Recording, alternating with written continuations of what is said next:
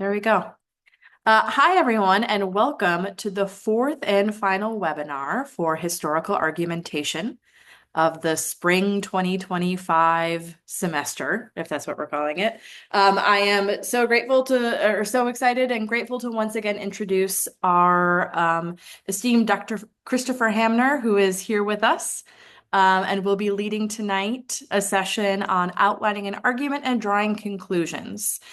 So coming to the end of our historical thinking, analysis, organizing an argument arc that we have been building over the course of the last couple of months. Once again, our thanks to the Library of Congress and the Teaching with Primary Sources Consortium, who generously fund this webinar series. I was just able to attend NCHE, which took place in St. Louis this past week. And I met with folks from all over the country who are part of the Teaching with Primary Sources Consortium.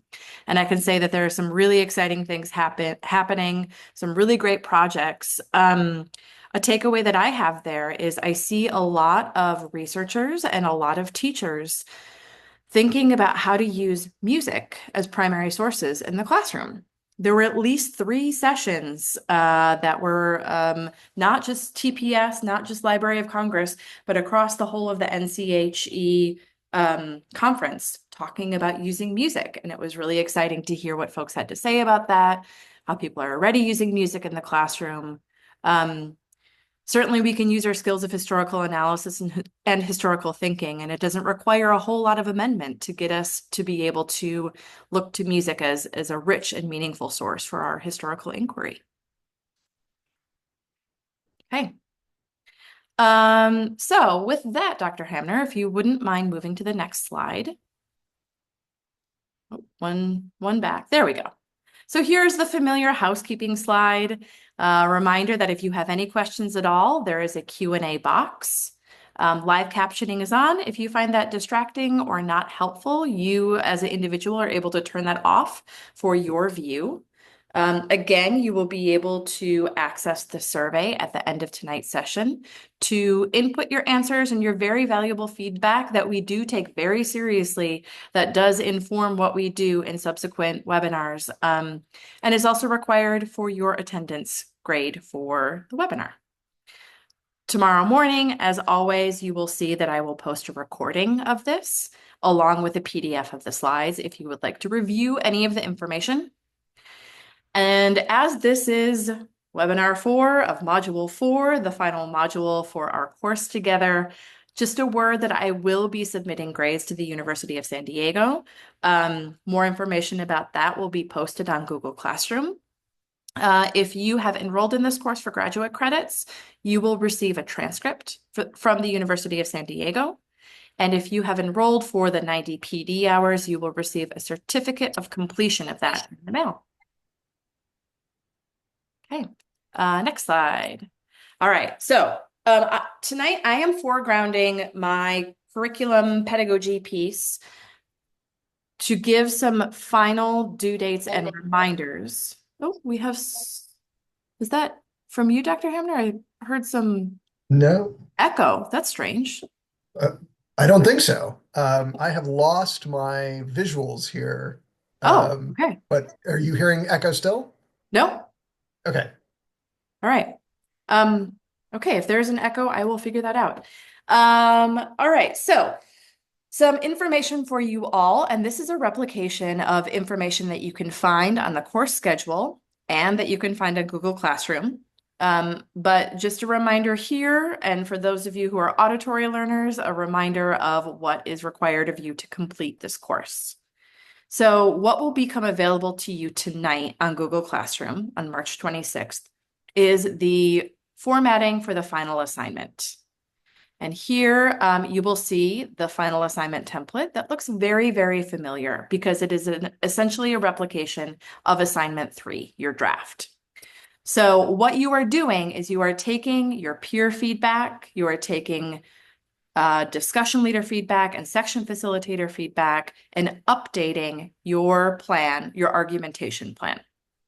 So again, you're practicing skills of argumentation. You are focusing on thesis revision. What you are not doing is writing a research paper. And what you are not doing is completing a National History Day project. Uh, so this is just a reminder to you all that this final assignment for this course is simply creating a plan for what a research paper project might look like and what you could return to as you're fleshing out your arguments, your thesis, engaging in historical analysis, and creating an argument that you will then back up and narrativize. And if you'll go back just one slide for a moment, Dr. Hamner. After you complete and submit that final assignment, there is a final survey for you to complete as well. This is slightly different than the survey that you do for your score that gives you attendance credit for each of these webinars. This asks a bit more in terms of your honest reflection of the value of this course to you, how you're planning on using and implementing information from this course. This is valuable information that we use to review future iterations of this course and share with our generous funders so that they will continue supporting important initiatives and education initiatives like this. The final thing that you'll see is that there are directions forthcoming on Google Classroom about submitting a thank you note to our sponsors. I have been able to be rather flexible over the course of most of our time together, but I will say that these final due dates are very firm, especially because we issue credits through the University of San Diego. We need to stay true to their schedule. So to some extent, to a great extent, the final due dates are out of our hands. So if you are planning ahead, you have several weeks before these final assignments are due, April 14th and April 16th. I know it's a busy time of year, but there's a lot of time for you to pick through the feedback and to update and to get those final assignments in. And if there is any question that you have about due dates, always be in contact with me. And I think there's one more slide there, Dr. Hamner. No, there's not. That's it. So I hand it over to you, and I'll let you take the helm. And then at the end of the session tonight, we'll have plenty of time to talk about any questions you might have about that final assignment. Excellent. Thank you so much. Thanks again to the Library of Congress, our incredibly generous benefactor. Mostly thanks to you guys in the audience for taking more time out of a busy time of year to talk a little bit more about historical interpretation, historical analysis, and historical writing. I can't believe how quickly this has gone by, and I am especially excited about tonight, partially because we get to talk about writing, which is something that I never get tired of discussing. Partially, I think because I struggle with it so much in my own career, and I've just been fascinated in learning to coach my own writing, learning to coach my students, and I love giving this presentation because I get to collect like 25 years of things that I have borrowed or stolen or learned through trial and error and condense them all into like 45 minutes. And hopefully there'll be some useful things that we can discuss at the end about how to get better results on the page. So since the beginning of the webinar, we've been talking about historical interpretation, and we spent most of the last session talking about historical argument, making a claim about the past that draws on evidence from primary sources. So if the whole story of our webinar series has been about the transformation of the raw material to the finished thing, we're spending most of the latter two sessions talking about the finished thing, the product of historical interpretation. Spent a lot of time in the third webinar talking about the difference between descriptive writing and analytical writing and practicing the skill of self-diagnosis. And remember, descriptive writing, the who, what, when, and where, analytical writing about the why and the how, and we're going to build on some of those insights tonight about the functions of both kinds of writing and where to deploy them in a written essay to get maximum impact out of them. A quick just refresher, I threw together a couple of short paragraphs here to hammer home the difference. Here's the first one. George Washington was unusually tall. The general stood 6'2" at a time when the average continental soldier stood about 5'8". Lots of descriptive writing there. It's factual information that you could verify using, secondary sources. But as a paragraph, it doesn't hold together as a piece of argument because it doesn't really tell us anything. It just lists some facts. And so we could update that with a little more analysis that takes factual material and channels it into a bigger interpretation. So, same information with a little more interpretation here. Washington's height, 6 inches taller than the soldiers he commanded, was an important part of his mystique. He towered over the soldiers. His men looked up to him literally as well as figuratively. We've got a paragraph that offers a little more analysis and interpretation. It takes description and gives us something to make from it. And then we spent the balance of webinar 3 talking about building on a foundation from evidence to reasoning to argument. We're going to pick that up tonight. So if the first two sessions were about the light bulb and the kind of aha moment of interpretation, tonight's more nuts and bolts. We're going to talk about the practice of writing in hopefully some really concrete, easy to follow ways. And as I said, I'm going to collect 25 years of things that I've learned the hard way and try to present them in a really distilled form. So we'll talk a lot about where to put things, what goes where, how to think about the space you have at your disposal. But one of the insights that came to me maybe a little bit later in my career than it should have is the idea that the light bulb moments and the nuts and bolts of writing are intimately connected. And that a lot of my struggles personally with writing, I'm somebody who struggles hugely with writer's block, the difficulty of just filling that blank page. Often my nuts and bolts problems of writing come back to the unfinished job of thinking or analysis and interpretation. And I started discovering this as an undergraduate when I was writing my senior thesis, and I was struggling with, you know, actually getting words on the page. And my advisor, who was a wonderful professor from England, was asking me, "Why are you having such trouble?" She said, "Are you sure you know what you want to say?" And I said, "No, I know what I want to say. I can't get it out." She said, "Oh, well, are you sure you know what you want to say? Are you sure you understand your argument?" I said, "No, I understand my argument fine. I can't get it on the page." We went back and forth a few times, and finally she said, "Is your keyboard working, love? Like, is there, if there's nothing wrong with the computer, maybe you don't know what you want to say." And that was a little bit of an aha, like, I haven't thought everything through. And so some of my writing problems come from just not finishing the thinking.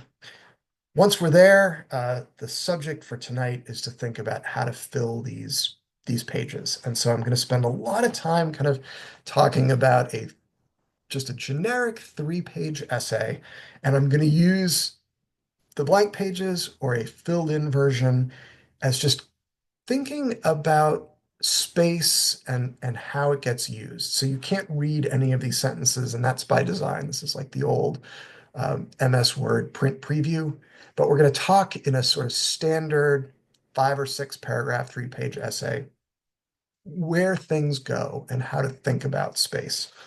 And that gives me a chance to deploy one of my other big central insights about writing, which again, I continue to struggle with mightily. Um, Writer's block, procrastination, not being able to say what I think I want to say. I am not a super confident writer. Um, I am a much more confident reader, and I love to read and I feel better about my reading skills. It has been incredibly helpful for me to realize that reading and writing are not two different skills so much as they are the same process captured at different moments. So we're looking at, the transmission of information and the presentation of arguments at two different instances, but they are still intimately connected. And one of the reasons that this was helpful is it reminded me to use all the things that I know about reading when I'm writing? Where would I want this information to be if I were reading this essay? Like, where would I think to look for this if I were the reader? And that has opened up some great insights as a writer. Like, well, if a reader would expect to see it here, maybe I should try to get to the reader and leave this information in a place where I know that they will be looking for it. And so the things that you learn about your writing process will often inform your reading process. The things that you're confident about your reading will often inform your writing. It's not two different things so much as one process captured at different moments. Just like, the quarterback and the wideout are both engaged in this one thing called a forward pass. And just like a good quarterback anticipates where the receiver is going to be, and the receiver tries to understand where the quarterback is going to throw the ball, good writers think about where their readers are going to look for things, what their readers' expectations are. Good writers try to make the work of the reader easier. That's been a really useful insight for me. Just kind of anticipating the kinds of questions my reader might have and try to be out in front with answers for their most common questions and try to build that into the material that I offer and the way I offer it to them. The other thing that's been super helpful in lowering my anxiety level about writing, again, like a lot of writer's block here, a lot of procrastination, a lot of time staring at the blank page. One thing that has helped me decrease the anxiety is the reminder that I don't have to make great art here. The thing that I am producing does not have to be the sort of magnificent museum quality piece that everyone oohs and ahs over and is dazzled by, the one of a kind skill of the person who made it. I mean, that is a target very few people can reach. Good historical writing, I think, is has as much in common with just making a table, right? It needs to be sturdy. It should be able to support a certain amount of weight. It should be level so that it doesn't teeter around, but it has a function. And its function is to, persuade the reader of the argument, not to dazzle them with the exquisiteness of its artfulness. We're making functional stuff. And the other great thing about this insight is, unlike a beautiful uh, marble sculpture, everybody can learn how to make a table, right? It is not this sort of mysterious process. You figure out what goes into a sturdy table and you figure out how to build it. So let's talk a little bit more about building a table and kind of use this generic 3-page essay as our testing ground to work out some ideas. Another insight that's been really useful to me, and again, I came to it later than I probably should have, but is the fact that not all of the space in your essay is of equal value. Different parts of your 3-page essay have, some parts are high value real estate and some parts are lower value real estate. You got beachfront property in your 3-page essay, and you got your strip mart Jiffy Lube. Like, they have different functions, and they're both serving a useful function in the essay, but there are certain parts of the essay that are more valuable because they are the place that a reader intuitively or consciously knows to go. And so you want to make sure that you are putting the most important things in the highest value real estate. You want to make sure that you are getting your money's worth for the really precious, scarce, high value stuff. So the first thing we have to do is think about, where is the beachfront property? What is the most valuable, most important part of a generic 3-page essay? And my suggestion that by far the most important part of a short essay like this one, the opening paragraph. And I think that scales up whether you're writing a 3-page essay, a 30-page essay, or a 300-page book.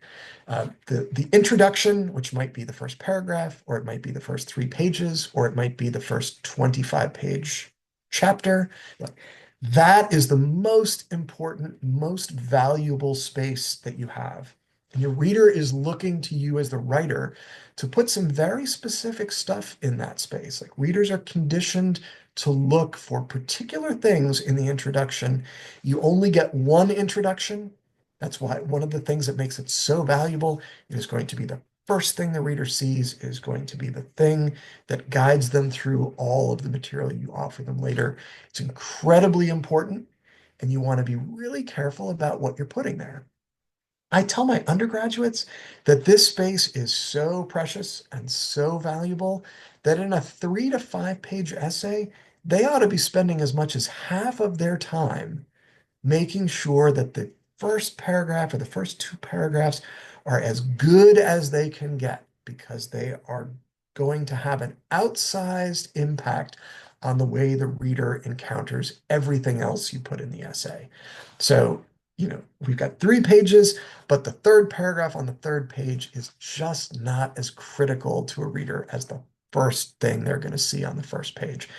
And just that awareness keys us into some really useful things about how we want to use that space. I've highlighted it here in gold because it's that valuable. Most important space we have. Next most important space, I'd argue that it is the topic sentences. The first sentence of every paragraph, which functions as a kind of mini introduction to the material that's going to come in that, 3 to 6 sentences.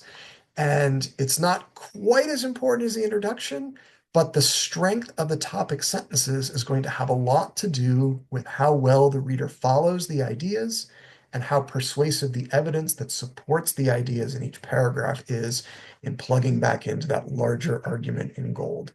So we've got the most high value real estate is the introduction. I think the next most high value real estate, the first sentence of every paragraph. And just after the topic sentences, I think, are the transition sentences. That is the last sentence of every paragraph, which has a really important function in guiding a reader out of one idea and smoothly integrating the next idea into a bigger argument. And so I've highlighted in aqua here the last sentence of every paragraph, which is going to help glue all of the ideas together. And in a really well-functioning essay, everything is going to come back to the introductory paragraph. And then I think the last important piece of real estate is the conclusion, which can be famously difficult to write at every level, from middle school to, you know, emeritus professors. We'll talk a little bit about some ideas of what goes in the conclusion.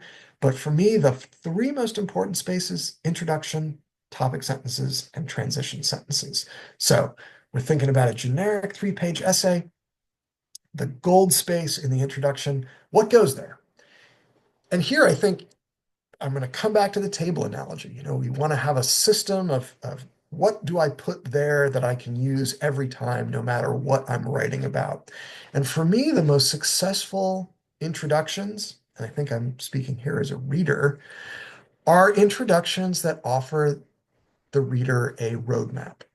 They show the reader where the essay is going to go and how it has been organized. So let's take a look at what I mean by roadmap. It may be an unfamiliar analogy. I'm getting ready to do some World War II lectures for the Smithsonian, and I was digging through the Library of Congress, some of the great primary sources that they have there, and I found some of the old newspapers that were printed in Japanese American internment camps. And that was a rabbit hole that I fell down for a couple of hours, and got me thinking a lot about the Second World War, and brought me around to this lecture I'm preparing on the end of the war. The 80th anniversary is coming up this August. And so I drafted up some sort of short potential demonstration introductions to give us something to think about. So here's one. The United States dropped the second atomic device on the city of Hiroshima on August 6, 1945. The bomb was carried by a B-29 bomber, the Enola Gay. The blast killed about 80,000 Japanese in the city. 9 days after the bombing, Japan agreed to surrender terms. So there's some things about this paragraph that I think work okay. And we certainly have a statement there that that tells the reader something. I don't think that this version of this paragraph does everything it could be doing. And there's a couple of flaws in it. One is that the statement here in gold has a kind of implied sense of cause and effect, why these things are happening, but it doesn't state it outright. It just says, 9 days after the bombing, Japan agreed to surrender terms. And so it's kind of implicitly making a because therefore case, but it doesn't say that as forcefully as it could. So let's think about how we could take this paragraph and revise it a little bit to something that does more and gives us a sense of what else is coming. The opening paragraph doesn't really prepare me as a reader for what's going to be contained in the body of the essay. Here's my second edit. Though Japan surrendered 10 days after the bombing of Hiroshima, ending the war quickly was not the Americans' only goal in using the atomic bomb. They also wanted to show Stalin that they had successfully built such a weapon, to demonstrate its massive destructive power, and to show their willingness to use it. So let's blow that up for a second, because I think this is a better example of an introduction to a short essay that gives the reader a sense of how the argument is going to be built and also how it's going to be presented. And one of the things that I like about this introduction is it gives three different things. It makes a claim that ending the war quickly was not the only objective, and then lists the desire to show Stalin they had built a bomb, the desire to demonstrate how powerful it was, and a desire to show their willingness to use it. We've got three ideas there that give a reader a sense of, oh, okay, I know what I'm likely to encounter as I make my way through the body of the essay. We've given them a roadmap. So there's an argument about what the bomb was meant to achieve, and then a very specific but pretty efficient overview of the elements of that argument. We're going to talk about this, then we're going to talk about another thing, and then we'll talk about a third thing. And the beautiful thing about a roadmap is it helps guide the reader through the material. It tells them about what's coming and helps set the stage for them to be persuaded by the kinds of evidence that the writer will present. We've got that high value golden real estate in the first paragraph. That's where the roadmap goes. And one of the things that I think works really well about that revised introduction is it gives us a good sense of how the material in the balance of the essay is going to be organized. We're going to have three kind of subsections that talk about three different things, three different components of the same big idea. And we know as readers what those sections are going to be. Not only that, we know what order they're going to come in. So we've got an introduction that makes a claim that the use of the bomb was not just about ending the war, that it says that there were three pieces that played into that. And we've told the reader, what they're going to see first, what they're going to see second, what they're going to see third. Readers, in my experience, speaking as a reader half the time, don't like surprises. We like to know kind of what's happening in a historical essay. We're not reading a Sherlock Holmes mystery or a Harry Potter novel where you want a surprise at the end. You want to prepare your reader for the kinds of cases you're going to make. Now, there are places where this process can kind of get off track, but if you know how to look for them and to diagnose them, they're fairly easy to fix if you're thinking about the roadmap. For example, in this version of the whole essay, we've got the red section about demonstrating that they completed the bomb first. We've got a green section about its destructive power, and then we follow up with the willingness to use it. But suppose that the body of the essay actually looked like this, where they first talk about demonstrating the successful construction of the bomb, then talk about the willingness to use it, and then talk about its massive destructive power. That version is not likely to work as well because you have told the reader they're going to see things in one order and then you haven't delivered. You've made a promise that you haven't kept. There are two very easy ways to address that. The most important thing is that the roadmap and where you take the reader in the body of the essay match up. But you have two ways to address it. So one way is just to flip the order of the ideas that you introduce in the introduction. So you can take the second and third, swap them as long as what you promise in the introduction matches up to what you deliver in the body, you're fine. That's one way to address it. The other way is to dig into the body of the essay and swap the two larger pieces. Again, the critical thing is that they match up, that you haven't given the reader an idea that they're going to see one thing and then delivered something different. Readers don't like surprises. When readers are surprised, they're usually burning energy that is not being dedicated to being persuaded by your argument. This is not some mysterious art. We're just making tables. We're making sure that the things that we've promised in the introduction match up to the things that we deliver as writers in the body. Very straightforward. And if you've got a table that's a little rickety, there's a couple of ways to address it. It's just important that they sync up.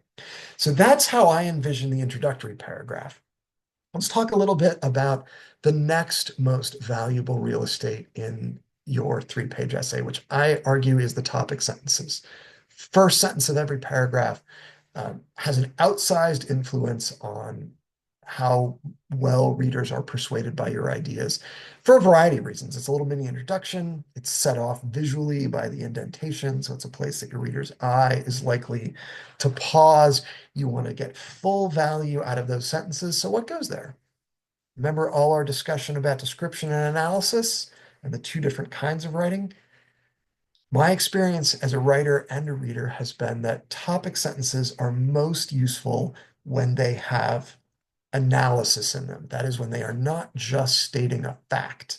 Because stating a fact doesn't give your reader a good sense of what's coming later. So if the topic sentence to a paragraph is, the atomic bomb dropped at 8:15 and exploded with the force of 16 kilotons of TNT. As a reader, I'm like, great, that all sounds like factual information, but I could not predict what the rest of this paragraph is going to be like. And now I'm just a little confused, and confused readers are expending energy that you want them to be focusing on being persuaded by your ideas. Here's a sentence that has a little more analysis.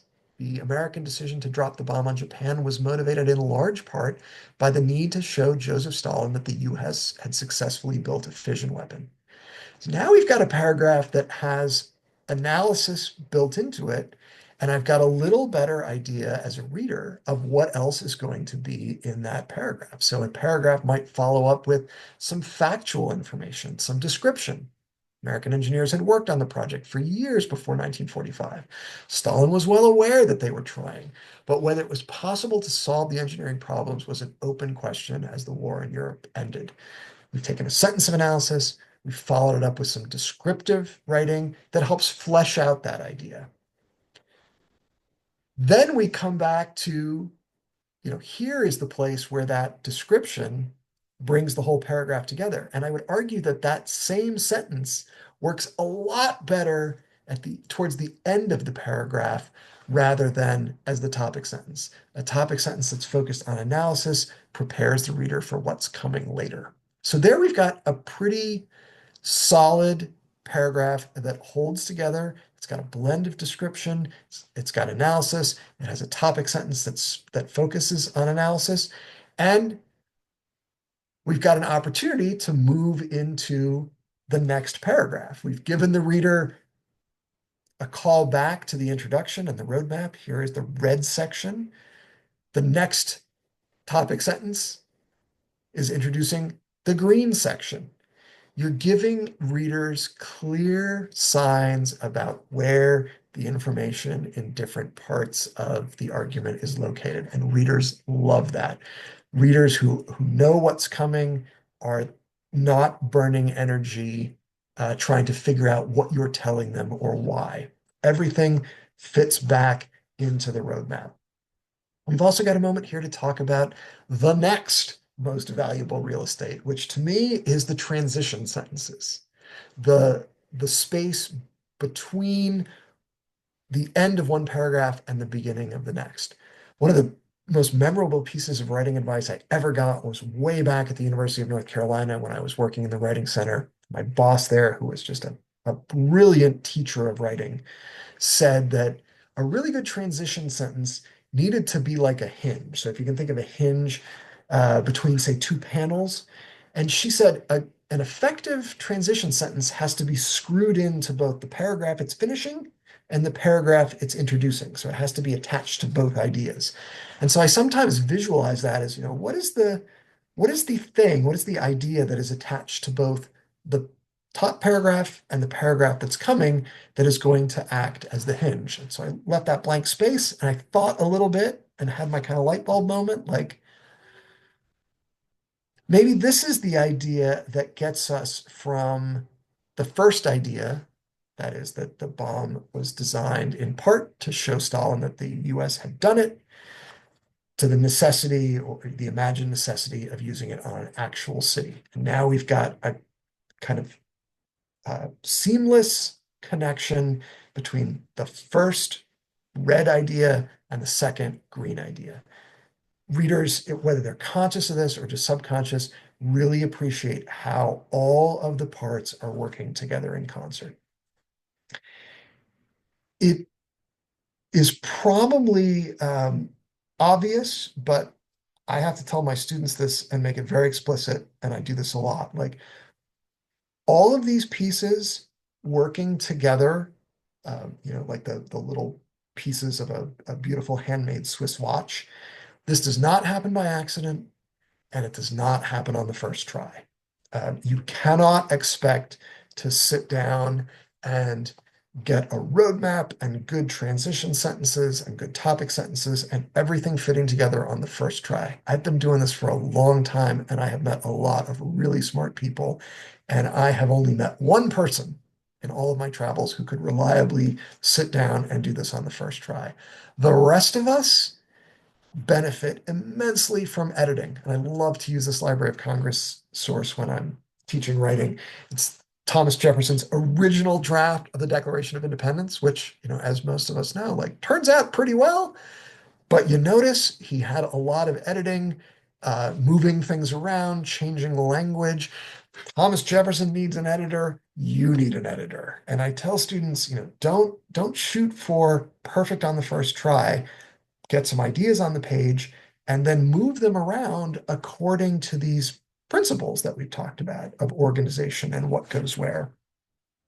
Back in the day, I used to get a lot of complaints from students if I made like two comments on on a page of their essay. They would say, "You just put me through the ringer, you bled all over it, there's red ink everywhere." Nobody would ever, hold writing to that high of a standard. You would go nuts if somebody did this to you. And I used to say, this is what I do to my writing. These are actually two scanned pages from an article that I wrote about a year ago. And this is like my third draft. So this is not my first time through, but you can see I've written all over it, moved this around, this goes here, language is wrong. Like nobody is able to do this on the first try. And I think that's an unrealistic expectation. Get some ideas on the page and then use editing to move them around according to this set of principles about what goes where. Last valuable real estate we've got is the conclusion. And here I think it's easy to get into some trouble. And so a lot of students at every level, in my experience, feel that the thing that the conclusion has to do is just restate what you've just told them. The problem with a lot of like short student essays is your reader just finished reading this stuff and they don't necessarily need you to list everything again. This is basically using as the conclusion just a very lightly reworded version of the introduction. In my mind, for a really successful historical conclusion, tries to at least take a swing at the bigger question of so what? What does all of this mean? If your reader is persuaded by these arguments about Jackie Robinson or the shirtwaist fire or the atomic bomb. What does that mean? What does that tell us? And this is a great place to do some brainstorming. And for our short sample essay on the atomic bombs, I thought of a couple ways that you might be able to experiment with the so what question. If we know these things, here is how it changes what we think about the end of World War II. And there's not a perfect conclusion, but there's some freedom there for you or your students to think a little bit about why does this matter? I'm kind of approaching this at the college sophomore level, which I'm really most familiar with teaching, but we've got tons of high school and middle school teachers in the workshop as well. And let me just say, like, the principles are the same at every level. So my nephew just started his freshman year in high school this fall, but he's been writing history papers since sixth grade, and I've watched him kind of work through the same stuff. We could take the famous Library of Congress Paul Revere source. Here's something that is a little less sophisticated in terms of writing, but still adheres to the principles. Here we've got a paragraph that's all description, and so not super helpful. Here we've got a version that blends analysis with the description. Paul Revere made this engraving of the Boston Massacre to get colonists mad at the British. Revere was not present at the event, but he shows it in a way to make people see the British as evil. The redcoats are in a line, which makes it look like a firing squad.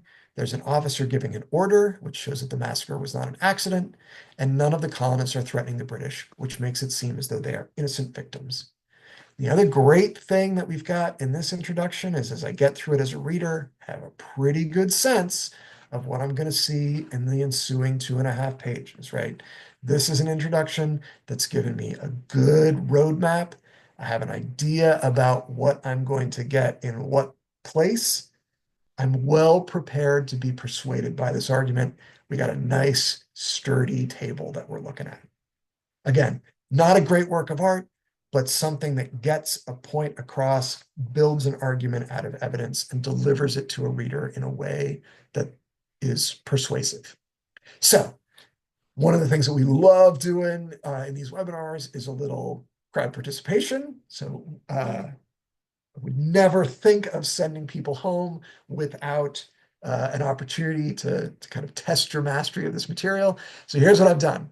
Dug into some Library of Congress sources, just things that have been tickling my brain during long insomniac nights. And I'm gonna give two sample introductions, and then I'm gonna challenge you guys to figure out which one you think would more successfully introduce a 5-page essay. So the first set of sources I was looking at, Interstate Highway System. I was doing some work on Eisenhower not too long ago.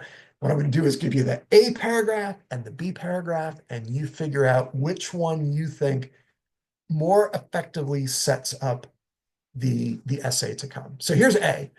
The Interstate Highway System began as a large new building program in 1956. President Dwight Eisenhower was a champion of the Interstate Highway System.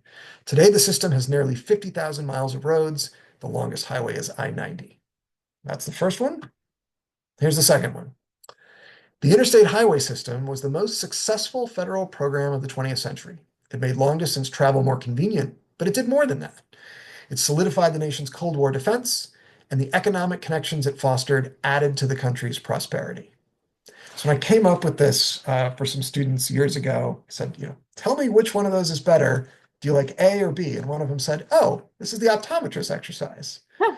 So it's, when you're sitting behind the optometrist thing and he flips back and forth, or she flips back and forth and says, which is clear? Do you like A or do you like B? Do you like A or do you like B? Let's do the old optometrist exercise. And as you're placing your vote, think a little bit about why. Why do you think one was more successful than the other? So there's A and B.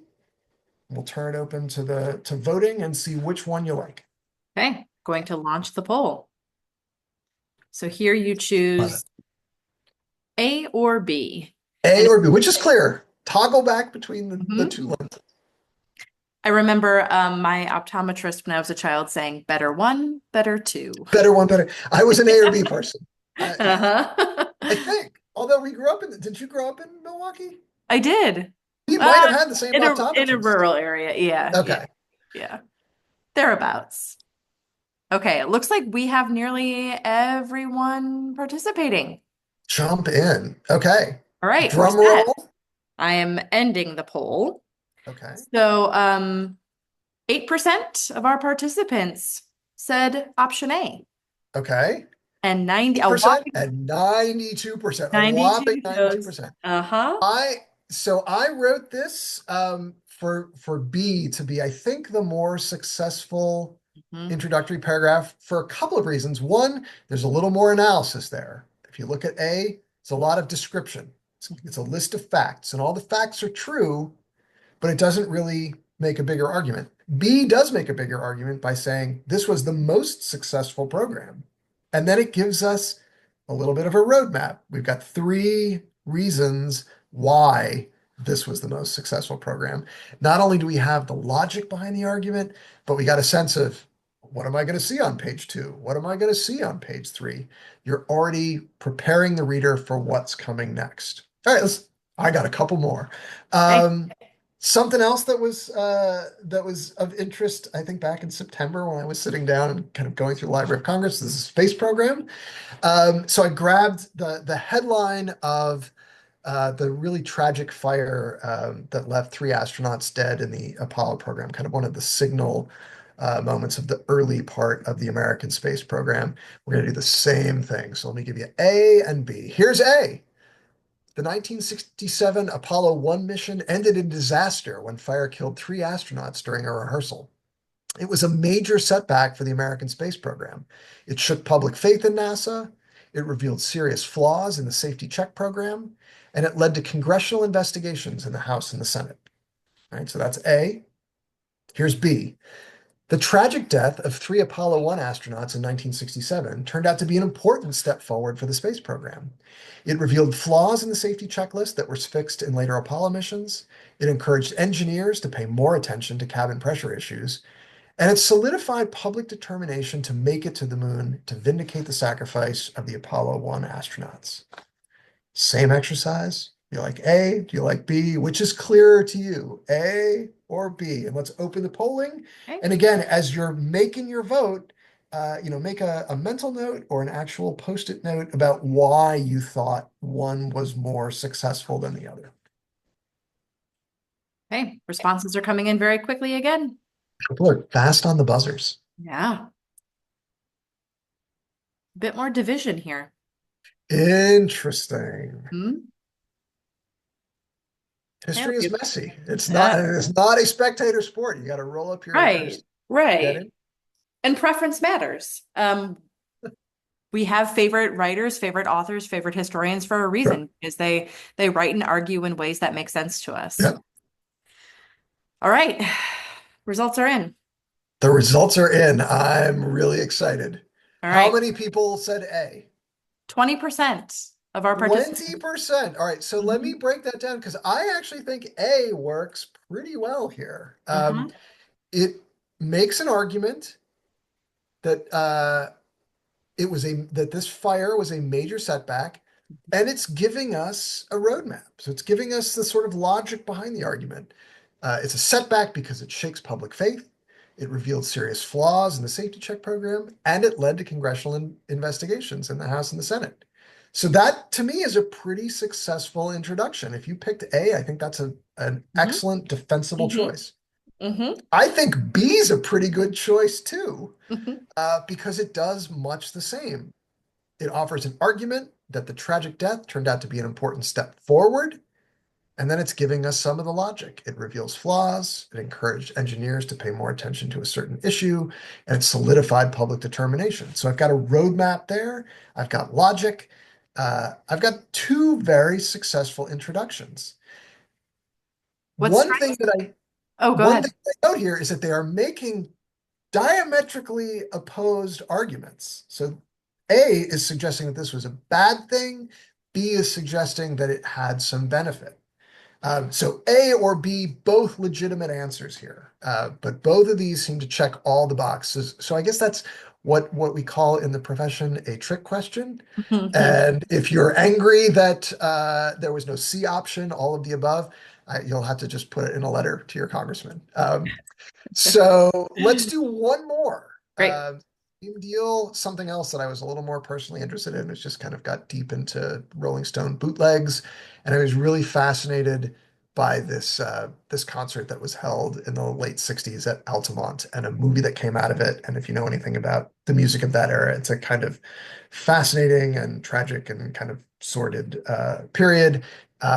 Also part of the LOC collection. This is not related to my historical research, just my own particular interests.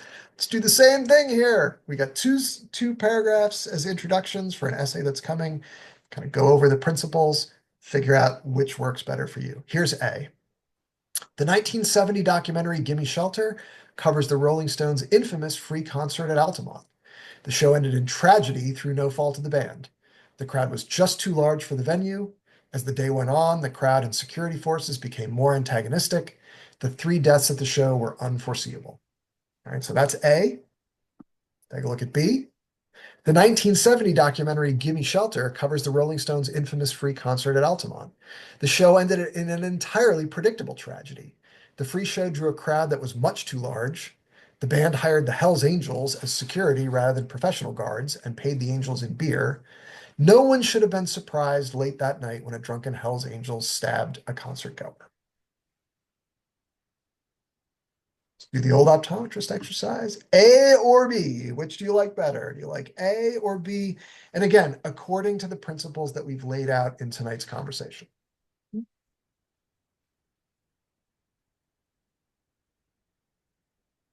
All right, once again, responses are coming in quickly. Rolling in quickly. I would love to see this group at, the average pub trivia competition. Yeah, yeah. I feel like we have a lot of knowledge here and also Uh-huh. people who are really good on the trigger. Absolutely. Just a crowd of ringers we could pick. All right, let's give it oh, I think everyone's in. Okay. Everyone, hats off. Nearly everyone is in. Okay. 5 more seconds. So if you have yet to choose option A or option B, maybe you're deliberating, now is the time to make your selection. Okay. Our greatest discrepancy yet, Okay, give me A first. How many people voted for A? 38%. 38%. I Hmm. think A works pretty well. Hmm. It's offering an argument that the show ended in tragedy, that no one was to blame, and then it's giving us a kind of roadmap. Here are some of the reasons no one was to blame. The crowd was too big. The Hmm. security forces became more antagonistic. This was unforeseeable. So if I'm reading this, I've got an argument, I've got a roadmap, got a pretty satisfying opening paragraph. How many people took B? The other two-thirds. Two-thirds. I think B works pretty well too, for the same reasons, right? It offers analysis that this is a tragedy that was entirely predictable. It gives us some logic. The crowd was too large. The Hells Angels were not the right people to be handling security. They probably shouldn't have been paid in alcohol, and that nobody should have seen any of this as a surprising outcome. So again, one of the things that you can note here is that both of these introductory paragraphs are are workable openings. This would be a good use of your introduction if you're writing a 3-page essay on this topic. We've got analysis, we've got a roadmap, we've got clear evidence that's going to back up the ideas. The other thing to point out is that these two introductions are making opposite arguments. And this is the place where historians, we get to flex our muscles of creativity and interpretation and research. You could dig into the primary sources and you could make different arguments about cause and effect here, what happened and why.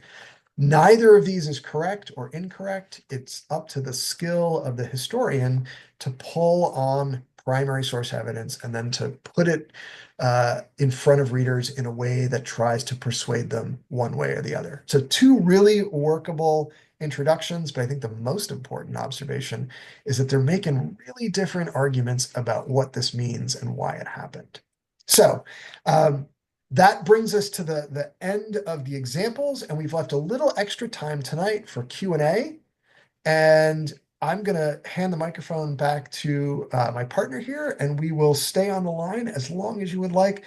I cannot tell you how much I enjoy talking about writing and talking about teaching writing. I guarantee you will get bored of talking about this long before I do. So throw us your questions, nothing too big or too small. In my experience teaching writing, it's better or worse, not right or wrong, but I welcome whatever questions you have about your own writing process or about teaching writing with your students. All right, our Q&A box is open. Cool. Alana is ready to share any questions that you might have, and also to share any questions that you might have about the final assignment for historical argumentation. A reminder for any of you who came in a little bit later, the final assignment for this course is a revision of assignment 3. All right. A question here that is directed to me. So Alondra, I'm going to read this one. Did I make a Wayne's World reference? Not, I don't think so. If I did, it was not on purpose. Um, the question though is historical argumentation done quote unquote better by inductive or deductive reasoning? Interesting. Dr. Hamner, do you want to take a stab at that? Well, take a stab. This will be a kind of frustratingly vague answer, but I think it really depends. And it depends on the kind of question that you're trying to answer, and it depends on the kind of source material, the kind of primary source evidence that you're drawing on. My students kind of struggle, at the college level to make uh, good distinctions about inductive and deductive reasoning, and so I don't use those terms all that often. But we're talking about, taking primary sources and thinking about them and how they fit together. Um, and whether you are doing that deductively or inductively, in my experience, has a lot to do with the kind of question you're trying to answer. Mhm. Yeah, I think it also depends too on the skills that your students have and the dispositions that your students have about starting from the top or starting from the bottom. All right. All Looks right. like another So our question. next question, we have an individual who's a little stuck on the argument versus statement of fact. They said this thesis intrigues them, but they've never considered it that way, and they're just wondering if you could speak on it again, just give a little more explanation.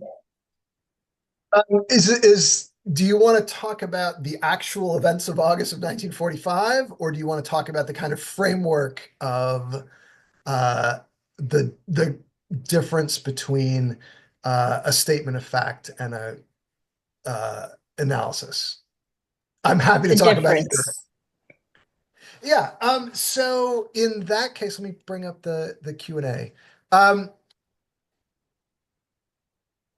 so I think one of the simplest tests that I know of, and this is probably kind of unscientific, Hmm. um, between a statement of fact and a claim or a piece of an argument is, could someone make the opposite claim, right? So the the statement that the bomb exploded with the equivalent of 16,000 tons of TNT, nobody is going to say, no, the bomb exploded with the power of 16 pounds of TNT. Like this is a demonstrable fact that you can't, push against. Whereas these slightly higher order claims about they were trying to do this, they had prioritized that, they were mostly worried about these things, someone could argue against that, could say, no, that was not their number one concern, or no, that was not an issue that weighed heavily on them. And so with an analysis, there is usually an opposite side to take. With description, you have some kind of, concrete observable thing. George Washington stood 6 feet tall. No one comes out and says, no, George Washington was 13 inches tall. Like that, you can't take the opposite side of that. Um, George Washington's height was an important part of his mystique, is more interpretation, because someone could say, no, his height had very little to do with it. George Washington's mystique came from his character and his reputation as an honorable person. And so that's one of the kind of simple, like gut level ways that that I make that distinction between whether this feels like just straight description or whether we're doing something with the description. Mhm. It looks like there's a bit of a follow-up question here. Let's do it. Attempting to summarize what you just shared, Dr. Hamner. So is the a brief takeaway that a stronger thesis comes from a stronger claim? Again, I'm going to give you one of those really frustrating historical answers. So uh, this is why I don't get invited places because historians won't say anything definitive. Um, I think there are sort of two answers here. To me, the strongest thesis is one that is well supported by evidence. And so that the strength of the argument is really most most dependent on how much primary source evidence you have analyzed and interpreted to support it. Right. That said, I think the most interesting arguments are often those that make stronger claims. So the ambition of what you're trying to show, I think, has a lot to do with how intriguing the essay is. So, for example, um, if we are coming back to the atomic bomb essay, an essay that said there were many reasons that the United States decided to drop the atomic bomb on Hiroshima. I'd say, okay, that's you can demonstrate that for me by primary source evidence. You can show me a bunch of different reasons that are in the sources, and I could be persuaded by it, and that would be a strong thesis. Um, a a more I think interesting thesis would make a stronger claim that said ending the war against Japan quickly was the least important concern on the minds of American war planners. That's a bigger claim, right? The first one says lots of things played into this decision. The second one says the thing that you probably thought was the reason for the decision is the least important. Now I'm like, as a reader, I'm like, well, I want to read more about that. Tell me So, more. yeah, I'm coming in as a reader, maybe a little skeptical, but I'm open-minded enough to be persuaded. Mhm. Um, that to me is a more interesting claim. Now, is it a stronger argument? Well, not if the primary source evidence doesn't back it up. And so maybe this is, there are sort of two qualities at play here.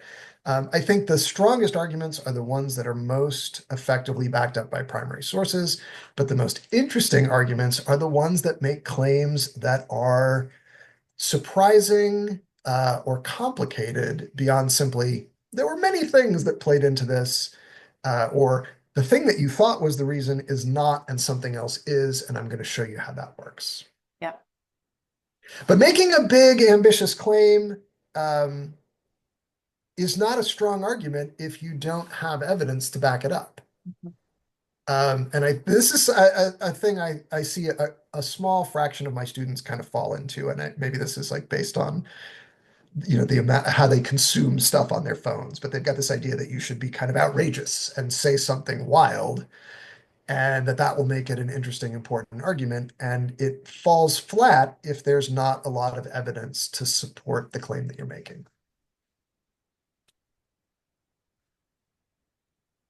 Right. Awesome. It's always important to have evidence. There is a question that's out of curiosity that said, would you say Nagasaki was more for the Soviet invasion of Japan and Hiroshima was trying to end the war, excuse me.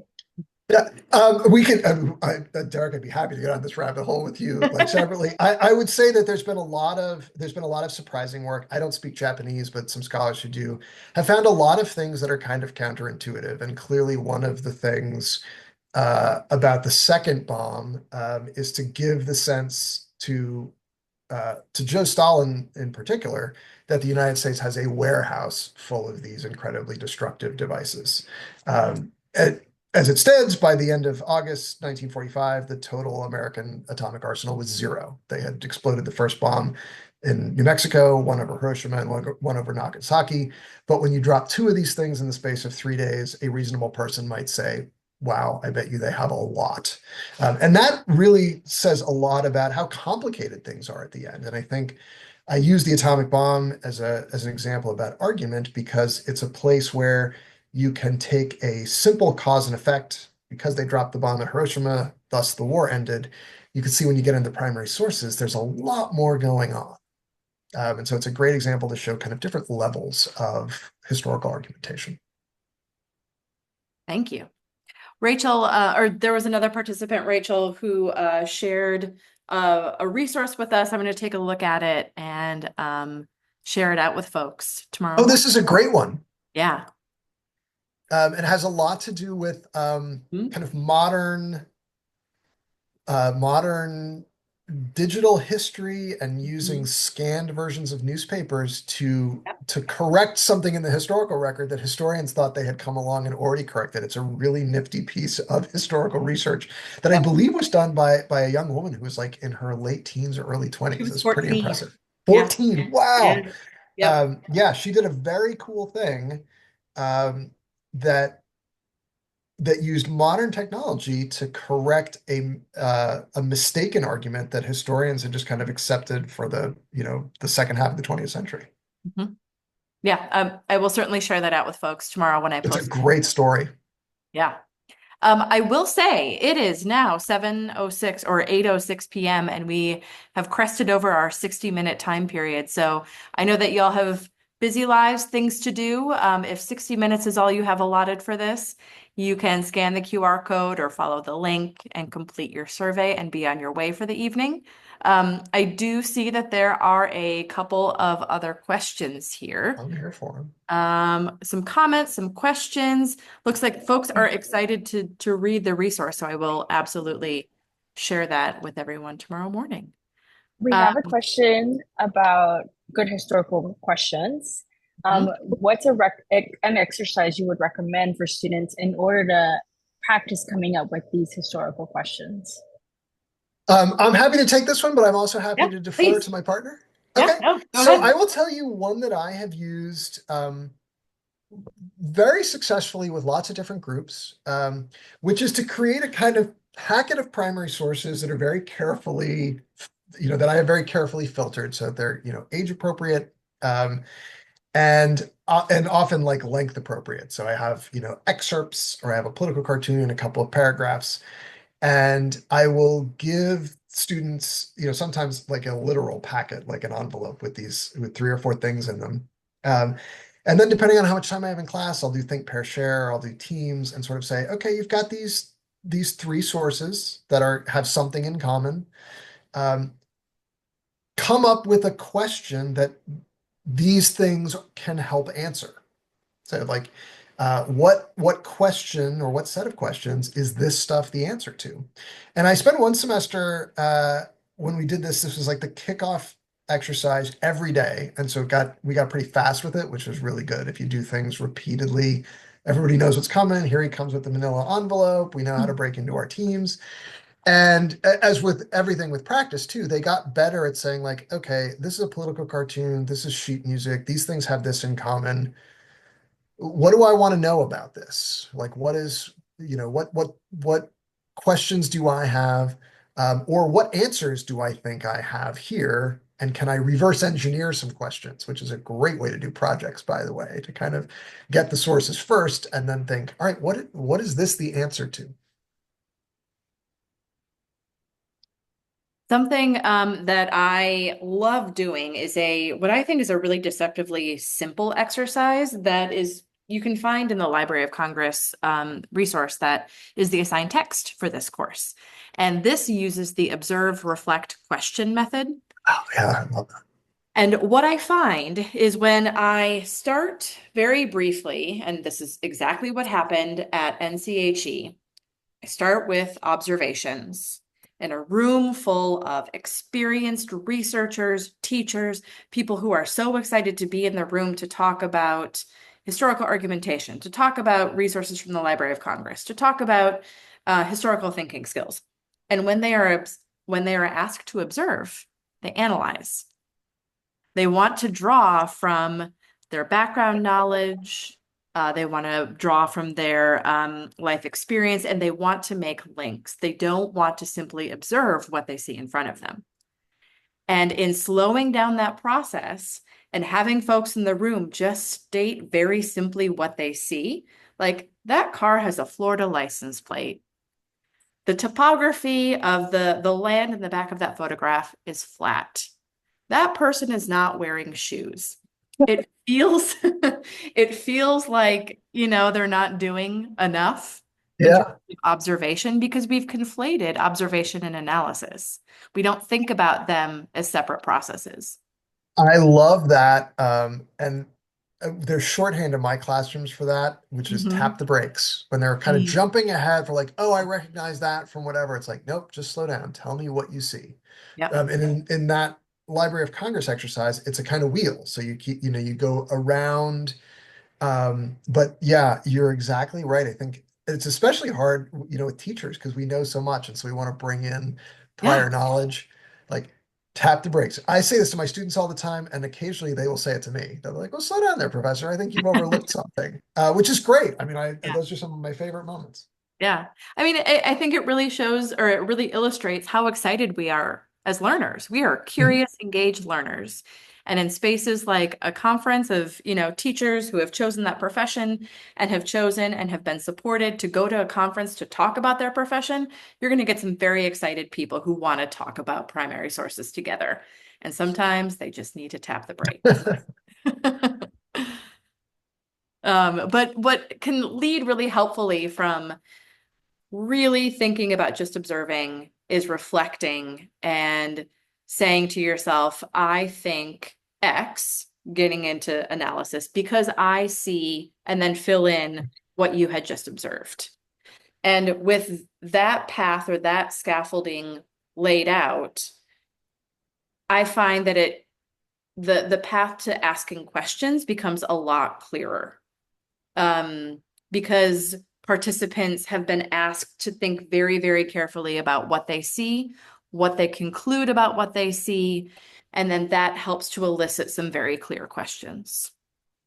It's a different I approach to asking Yeah, questions. and just to add one thing to that, Mhm. like to bring it all the way back to kind of the beginning of our time together over the whole 4 sessions, like this was so mysterious to me when I was an undergraduate. I thought that the historical analysis was just it happened off stage. My professors did it in the archives or in their offices, and I was like, you either have the gift of insight or you don't, and I don't think I have it. And it was really a relief to me to discover that it's a set of steps and a set of processes, and you can learn to do this, and anybody can learn to do it at any level. It's not some sort of magical gift that you have, it's something you work at. That was really encouraging. Less encouraging was my gradual discovery later that it's really hard work. It involves a lot of effort and a lot of energy and often a lot of time. But it's not magic, and you develop these tools and these techniques and these things that you can try and you can apply really reliably, so that I know if somebody hands me a fistful of primary sources from some period I don't know anything about, I have an anchor. Like, I know what to start. It's like, all right, we're in Jacksonian America. I guess I don't really know anything about Jacksonian America, but I know how to read sources. I know how to ask questions. I know how to make observations. I can start piecing things together. And I think that's really what being a historian is. Yeah.